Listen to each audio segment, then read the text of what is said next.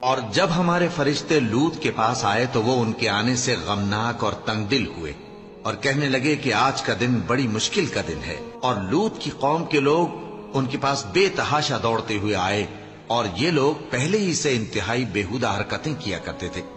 لوط نے کہا کہ اے بھائیو، یہ جو میری قوم کی لڑکیاں ہیں یہ تمہارے لیے جائز اور پاک ہیں، تو اللہ سے ڈرو اور میرے مہمانوں کے بارے میں مجھے بے آبرو نہ کرو۔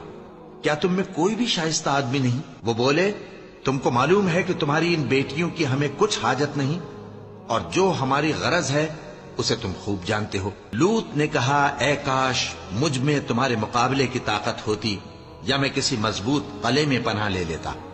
فرشتوں نے کہا، اے لوط، ہم تمہارے پروردگار کے فرشتے ہیں، یہ لوگ ہرگز تم تک نہیں پہنچ سکیں گے، تو کچھ رات رہے سے اپنے گھر والوں کو لے کر چل دو، اور تم میں سے کوئی شخص پیچھے مڑ کر نہ دیکھے، مگر تمہاری بیوی کے جو آفت ان پر پڑنے والی ہے وہی اس پر بھی پڑے گی۔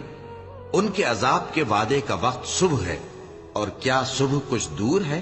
پھر جب ہمارا حکم آیا ہم نے اس بستی کو الٹ کر نیچے اوپر کر دیا اور ان پر پتھر کی تہ بتہ کنکریاں برسائیں جن پر تمہارے پروردگار کے ہاں سے نشان کیے ہوئے تھے، اور وہ بستی ان ظالموں سے کچھ دور نہیں۔